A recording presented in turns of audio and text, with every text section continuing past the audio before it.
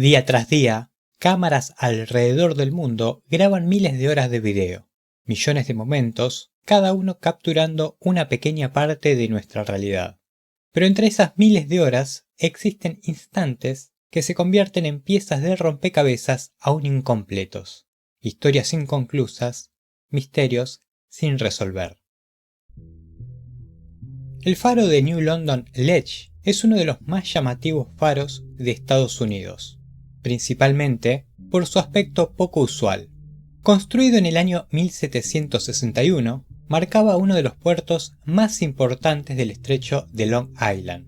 Su aspecto se debe a que los residentes de New London no querían un faro que tuviera una estructura que no coincidiera con la arquitectura de las grandes casas de la época. Entonces, se construyó el faro con influencias coloniales y francesas. Se dice que en este faro reside un fantasma llamado Ernie.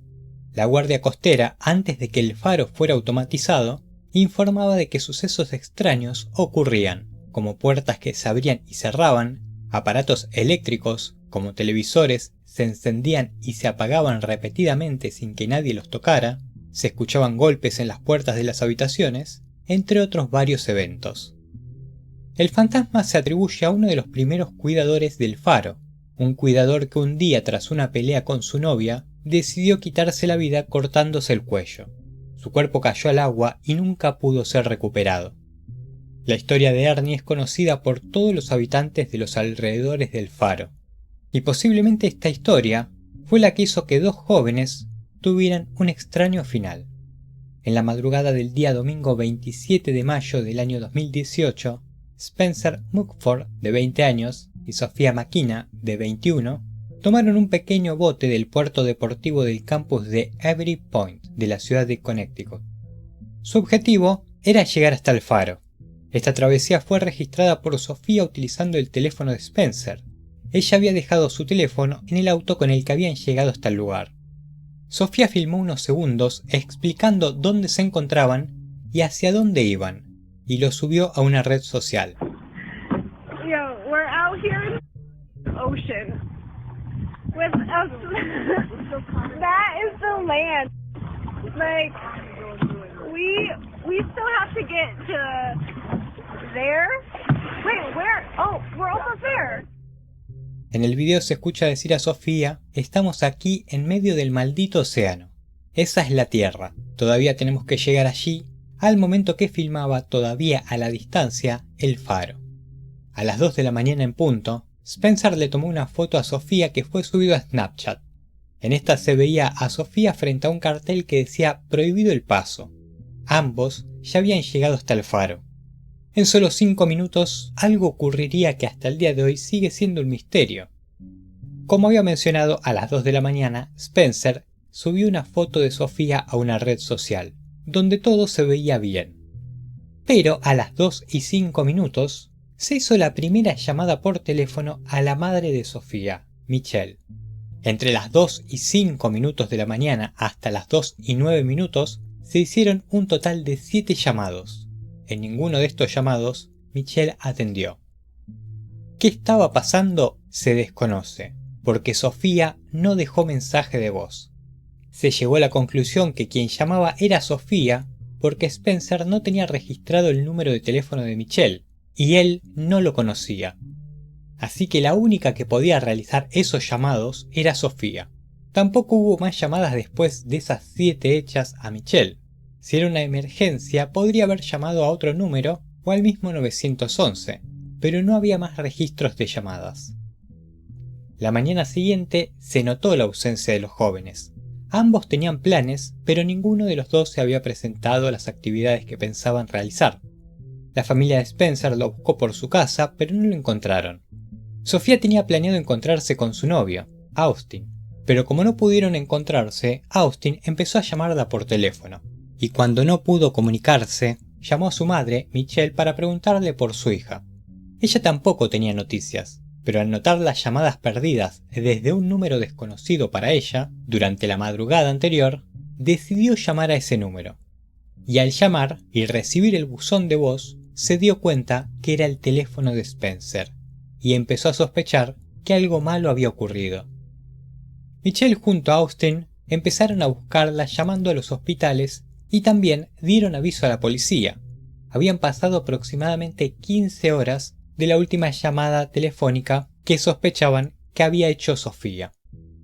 Como habían subido el video mientras se dirigían al faro, a una red social, se pudo saber dónde habían estado la noche anterior, así que la policía dio aviso a la guardia costera, quienes, cerca de las 7:40 de la tarde, llegaron al faro. Allí lo que encontraron fue la camiseta que tenía Spencer, la cual se veía en el video, pero en el lugar no había nadie. La búsqueda siguió y al día siguiente la guardia costera encontró el bote que habían utilizado ambos jóvenes. Estaba a unos 20 kilómetros del faro. El día 8 de junio, el cuerpo de Spencer fue encontrado por un pescador a más de 7 kilómetros del faro. Pero Sofía nunca fue encontrada. A partir de la falta de aparición de Sofía se empezaron a crear muchas teorías que explicaran su desaparición, algunas culpando a su novio. Otras versiones creadas agregan a la historia a un tercero desconocido que se habría llevado a Sofía del lugar. La versión oficial es que la camiseta encontrada en el faro se había utilizado para atar el bote. Mientras los jóvenes estaban allí, el bote se soltó. Spencer habría intentado alcanzarlo y algo le habría ocurrido. En ese momento Sofía, quien tenía el celular, hizo las llamadas por teléfono a su madre. Pero Michelle se pregunta, ¿por qué no llamó al 911? ¿Qué hizo después de la última llamada? ¿Se tiró al agua también? Esas son algunas de las preguntas que hasta el día de hoy Michelle se hace. Sofía nunca fue encontrada. En el año 2015, Steven era el padre de una niña y estaba por casarse con su novia de hacía años. Vivía con sus padres y era croupier de póker profesional en un casino. El día 29 de julio, Steven, junto a su hermano y unos amigos, salieron a un bar llamado Lucky's Tavern. Pasaron un buen rato juntos tomando bebidas alcohólicas, pero cerca de las 11 de la noche el hermano de Steven se despidió porque al día siguiente tenía que trabajar. Al ver a Steven, ya un poco alcoholizado, le recomendó que hiciera lo mismo, pero Steven decidió quedarse con sus amigos. Más tarde esa noche, el grupo decidió dejar el bar e ir hacia otro lado. La idea era encontrarse todos en el estacionamiento de una farmacia que quedaba cerca. Así que cada uno partió con su vehículo hacia ese lado. Todos fueron llegando a distintos tiempos. Todos menos Steven. Lo esperaron, pero nunca llegó. Así que pensando que tal vez había decidido irse a su casa, ya que al día siguiente debía trabajar, los amigos siguieron con su plan esa noche. Cuando al día siguiente Steven no se presentó a su trabajo y sus familiares se enteraron de esto, se empezaron a preocupar. Al hacer la denuncia a la policía y estos iniciar la búsqueda, aprovecharon que la zona por donde habían estado había muchas cámaras. Entonces, recorrieron el posible camino que podría haber hecho Steven buscando esas filmaciones. Steven utilizó su tarjeta de crédito en una estación de servicio ubicada a poco más de 20 kilómetros del bar donde había estado con sus amigos. Conociéndose eso, se pidió las grabaciones de las cámaras de seguridad. En estas grabaciones se podía ver que Steven estaba solo y se lo veía claramente afectado por el alcohol. Steven tomaba un producto de las góndolas y se dirigía al mostrador para pagar con su tarjeta. Una vez fuera, se lo ve cerca de su auto Ford Fusion blanco. Y también se lo ve que parece tener un altercado con el conductor de otro vehículo que pasa muy cerca de él. Y Steven termina arrojándole su bebida.